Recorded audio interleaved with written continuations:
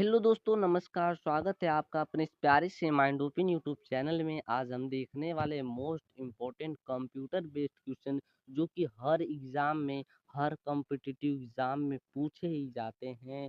जो भी एग्ज़ाम्स होते हैं, जितने भी कॉम्पिटिटिव एग्ज़ाम होते हैं, हर कॉम्पिटिटिव एग्ज़ाम में, इसलिए सभी के लिए वीडियो है कंप्यूटर बेस्ड क्वेश्चन का। तो चलिए देखते हैं पहला क्वेश्चन और शुरू करते हैं। यहाँ पर माउस में कितने बटन होते हैं? तो माउस में बटन की बात करें तो 3 बटन होते हैं, याद रखिएगा। बढ़ते हैं हम लोग अगले प्रश्न की ओर। देखिए अगला प्रश्न क्या है? अगला प्रश्न दिख रहा होगा, सॉफ्टवेयर में कितने प्रकार के होते हैं? मतलब सॉफ्टवेयर कितने प्रकार के होते हैं? तो सॉफ्टवेयर 3 प्रकार के होते हैं, सिस्टम सॉफ्टवेयर, एप्लीकेशन सॉफ्टवेयर और यूटिलिटी सॉफ्टवेयर। याद रखिएगा। बढ़ते हैं हम लोग अगले प्रश्न की ओर। देखिए क्या है आपका अगला प्रश्न? कंप्यूटर का वह भाग जो डाटा प्रोसेस करता है, कंप्यूटर का वह भाग जो डाटा प्रोसेस करता है वह क्या कहलाता है? तो उसकी बात करें तो सीपीयू कहलाता है। और सीपीयू का फुल फॉर्म आप कमेंट बॉक्स में जल्दी से दीजिए। कमेंट बॉक्स में सीपीयू का फुल फॉर्म दीजिए। बढ़ते हैं हम अब अगले प्रश्न की ओर। देखिए अगला प्रश्न क्या है? कंप्यूटर में सबसे अधिक प्रयोग की जाने वाली इनपुट डिवाइस क्या है? तो कंप्यूटर में सबसे अधिक की जाने वाली इनपुट डिवाइस कीबोर्ड होती है, क्योंकि कीबोर्ड का इस्तेमाल आप बहुत ज़्यादा करते हैं प्यारे दोस्तों। ठीक है, बढ़ते हैं अब हम लोग अगले प्रश्न की ओर। देखिए अगला प्रश्न क्या है? कीबोर्ड में कितने बटन होते हैं? तो कीबोर्ड में बात करें प्यारे दोस्तों तो 104 बटन होते हैं। ऑप्शन नंबर बी बिल्कुल सही हो जाएगा। नहीं विश्वास है तो काउंट कर लीजिएगा। बढ़ते हैं हम लोग अगले प्रश्न की ओर। देखिए क्या है अगला प्रश्न? रैम का फुल फॉर्म क्या होता है? तो रैंडम एक्सेस मेमोरी होती है। ऑप्शन नंबर बी बिल्कुल क्या हो जाएगा आपका? सही हो जाएगा। बढ़ते हैं हम लोग अगले प्रश्न की ओर। देखिए क्या है? रोम का फुल फॉर्म क्या होता है? रोम का फुल फॉर्म क्या होता है?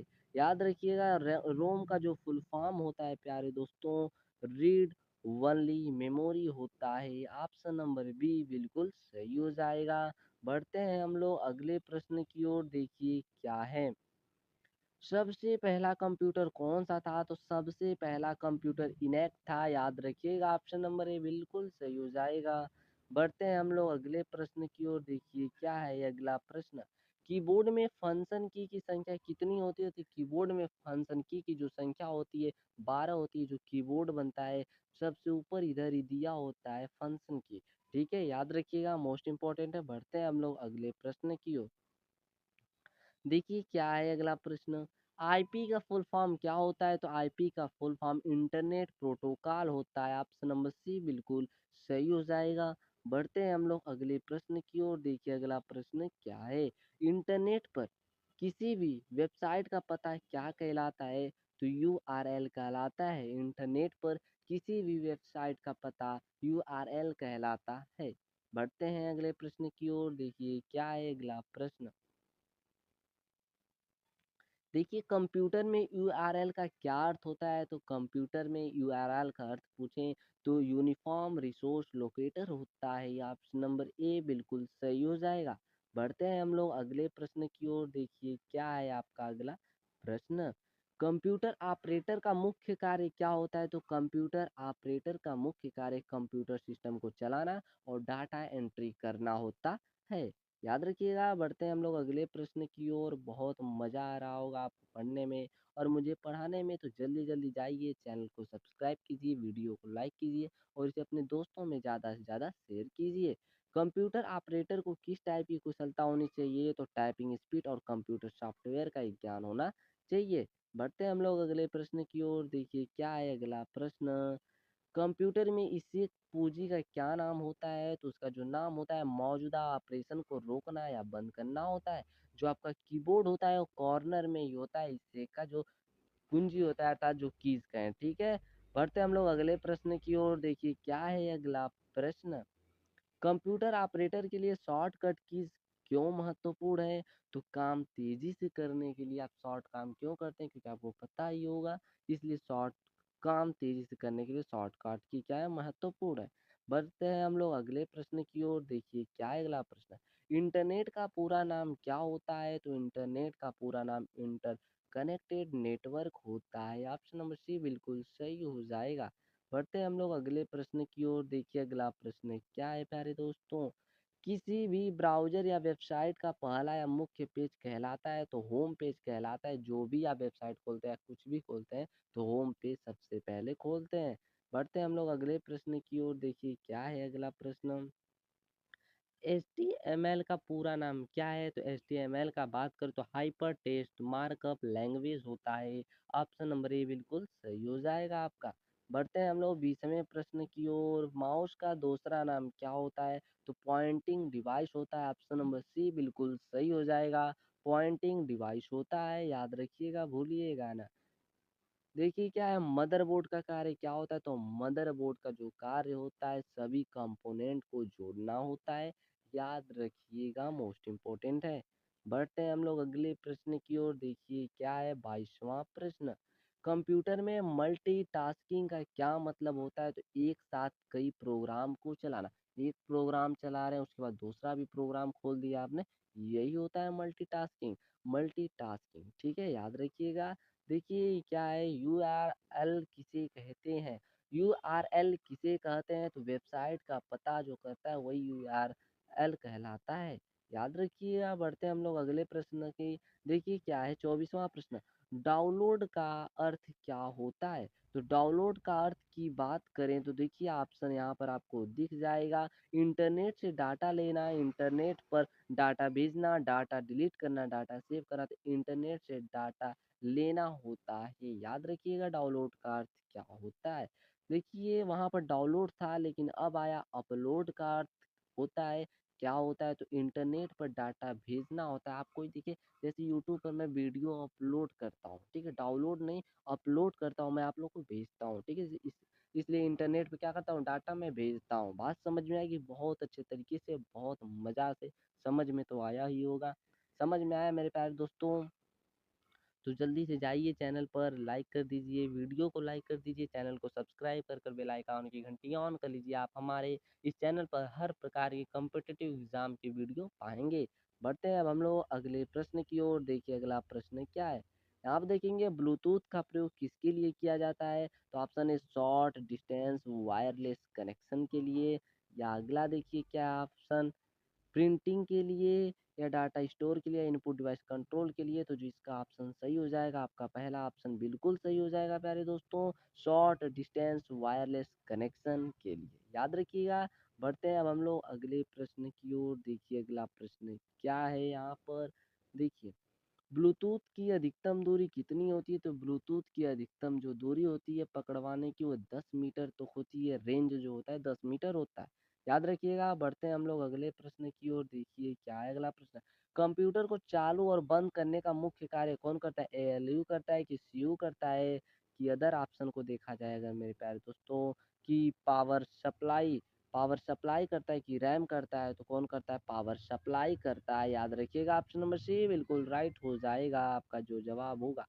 गूगल क्रोम क्या है? तो गूगल क्रोम क्या है मेरे प्यारे दोस्तों? तो ब्राउज़र एक क्या होता है? ब्राउज़र होता है, याद रखिएगा। ऑप्शन नंबर बी बिल्कुल सही हो जाएगा। बढ़ते हैं हम लोग अगले प्रश्न की ओर। देखिए अगला प्रश्न क्या है। गूगल क्रोम कब लॉन्च हुआ था? तो गूगल क्रोम की बात करें 2008 में, 2005 में, 2010 में, और एक ऑप्शन और होगा नीचे 2012 में। तो जो इसका राइट आंसर आपका हो जाएगा वो क्या हो जाएगा मेरे प्यारे दोस्तों? 2008 में, ऑप्शन नंबर ए बिल्कुल सही हो जाएगा। गूगल क्रोम कब लॉन्च हुआ था? 2008 में, याद रखिएगा, मोस्ट इम्पोर्टेंट है, याद करना बहुत ज़रूरी है। और देखते हैं हम लोग कंप्यूटर की पहली पीढ़ी फर्स्ट जनरेशन में कौन सी तकनीक का प्रयोग किया गया था? तो वैक्यूम ट्यूब का प्रयोग किया गया था। ऑप्शन नंबर बी बिल्कुल क्या हो जाएगा मेरे प्यारे दोस्तों? करेक्ट हो जाएगा। बढ़ते हैं हम लोग अगले प्रश्न की ओर। कंप्यूटर को दूसरी पीढ़ी में किसका प्रयोग हुआ था? तो आपको बहुत अच्छे से पता होना चाहिए किसका प्रयोग हुआ था। ट्रांजिस्टर का प्रयोग हुआ था। बढ़ते हैं हम लोग अगले प्रश्न की ओर। देखिए क्या है अगला प्रश्न। 33वां प्रश्न जो आपको दिख रहा होगा, निम्न में से वोलेटाइल मेमोरी कौन सी है? तो रैम जो होती है वोलेटाइल मेमोरी होती है। बढ़ते हैं हम लोग अगले प्रश्न की ओर। देखिए क्या है 34वां प्रश्न। निम्न में से नॉन वोलेटाइल मेमोरी कौन है? तो रोम जो होता है नॉन वोलेटाइल मेमोरी। ये जो मैं दो प्रश्न अभी आपको दिखाया हूँ और एक ऊपर चला गया। ये मोस्ट इम्पोर्टेंट है, इसको समझने का पूरा प्रयास कीजिएगा और याद कर कर रखिएगा, क्योंकि अक्सर पूछे जाते हैं प्यारे दोस्तों। पेन ड्राइव किस प्रकार की मेमोरी हो, तो पेन ड्राइव किस प्रकार की मेमोरी है, तो बात करें तो सेकेंडरी मेमोरी है, प्राइमरी मेमोरी नहीं होगी, याद रखिएगा। बढ़ते हम लोग अब अगले प्रश्न की ओर। देखिए क्या है अगला प्रश्न। HTML किसके लिए उपयोग होता है, तो HTML की बात करते हैं वेब पेज डिजाइन करने के लिए होता है। बढ़ते हम लोग अब अगले प्रश्न की ओर। देखिए क्या है अगला प्रश्न। सर्च इंजन का उदाहरण कौन सा है, तो सर्च इंजन का जो उदाहरण होता है वो गूगल से आप कोई चीज़ सर्च करते हैं, आपको भी पता होगा। बहुत आसान प्रश्न था। बढ़ते हैं हम लोग अगले प्रश्न की ओर। देखिए क्या है।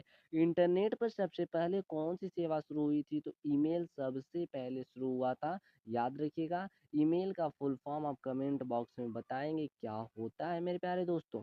बढ़ते हैं हम लोग अगले प्रश्न की ओर। देखिए अगला प्रश्न क्या है।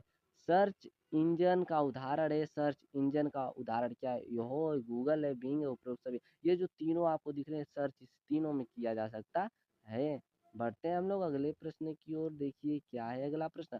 पॉइंटिंग एंड ड्रॉ डिवाइस किसे कहा जाता है, तो अभी आपने ये पीछे पढ़ा कि पॉइंटिंग किसे कहा जाता है, तो आपको मैंने बताया माउस। तो पॉइंटिंग से याद रखिएगा माउस, और इसे ड्रॉ डिवाइस भी कहा जाता है माउस को, याद रखिएगा। ऑप्शन नंबर बी बिल्कुल सही हो जाएगा। बढ़ते हम लोग अगले प्रश्न की ओर। देखिए क्या है। कंप्यूटर शब्द में सी का क्या मतलब होता है, सी का जो मतलब होता है कॉमनली होता है, और जो बाकी का लेटर लिखा गया है इसका आंसर आप कमेंट बॉक्स में देंगे क्या मतलब होता है। बढ़ते हम लोग अगले प्रश्न की ओर। देखिए क्या है अगला प्रश्न। व्यवसायिक संस्था के लिए कौन सा डोमेन का प्रयोग करते हैं, तो .com का प्रयोग करते हैं, आप अच्छे से आपको पता होना चाहिए। बढ़ते हैं हम लोग अगले प्रश्न की ओर। देखिए क्या है अगला प्रश्न यहाँ पर। सुपर कंप्यूटर का मुख्य प्रयोग किसमें होता है, तो सुपर कंप्यूटर की बात करें तो वैज्ञानिक अनुसंधान में होता है, याद रखिएगा। बढ़ते हैं हम लोग अगले प्रश्न की ओर। देखिए अगला प्रश्न क्या है। कंप्यूटर को शॉट डाउन करने का शॉर्टकट कुंजी क्या है, तो Alt F4 होता है, याद रखिएगा। Alt F4 option number C बिल्कुल राइट हो जाएगा। बढ़ते हैं हम लोग अगले प्रश्न की ओर। देखिए क्या है अगला प्रश्न। कीबोर्ड निम्न में से कौन सा डिवाइस है, तो कीबोर्ड इनपुट डिवाइस है, याद रखिएगा इनपुट डिवाइस है। बढ़ते हैं हम लोग अगले प्रश्न की ओर। देखिए क्या है अगला प्रश्न। निम्न में से कौन सा आउटपुट डिवाइस है, तो आउटपुट की बात करें तो option number B mouse output device हो जाएगा, याद रखिएगा। बढ़ते हम लोग अगले प्रश्न की ओर। देखिए अगला प्रश्न क्या है। कंप्यूटर में डाटा को सेव करने का शॉर्टकट की क्या है, तो डाटा को सेव करना है तो कंट्रोल यस से डाटा क्या हो जाता है आपका सेव हो जाता है। बढ़ते हैं हम लोग अगले प्रश्न की ओर। देखिए अगला प्रश्न क्या है। कंप्यूटर में टेक्स्ट को बोल्ड करने की शॉर्टकट की क्या होती है, तो कंट्रोल बी होती है, ऑप्शन नंबर बी बिल्कुल सही हो जाएगा। बढ़ते हैं हम लोग अगले प्रश्न की ओर। देखिए क्या प्रश्न है। कंप्यूटर में किसी भी डाटा या इमेज प्रिंट करने की शॉर्टकट की क्या होती है, तो देखिए ऑप्शन क्या दिए गए हैं। कंट्रोल ए होता है, control P, control S, control x, तो कंट्रोल पी होता है। प्रिंट से याद रखिएगा कंट्रोल पी होता है, याद रखिएगा मोस्ट इम्पोर्टेंट है। 50वां प्रश्न आपको यहाँ पर दिख रहा होगा। कंप्यूटर का मस्तिष्क किसे कहा जाता है, तो कंप्यूटर का मस्तिष्क सीपीयू को कहा जाता है, कंट्रोल प्रोसेसिंग यूनिट। मैंने सबसे पहले ही प्रश्न पूछा था, इसका आंसर कमेंट बॉक्स में दीजिएगा। सीपीयू का फुल फॉर्म क्या होता है, तो मैंने बता दिया यहाँ पर। अगर आपको वीडियो पसंद आया हो तो मेरे प्यारे दोस्तों लाइक कर दीजिए। चैनल को अभी तक नए हैं और चैनल को अभी तक आपने सब्सक्राइब नहीं किया है तो सब्सक्राइब भी कर लीजिए और बेल आइकॉन की घंटी को भी ऑन कर लीजिएगा। उम्मीद करता हूँ आपको बहुत मज़ा आया होगा। इसे ज़्यादा से ज़्यादा आप शेयर ज़रूर कीजिएगा मेरे प्यारे दोस्तों। धन्यवाद, मिलते हैं फिर हम नेक्स्ट वीडियो में।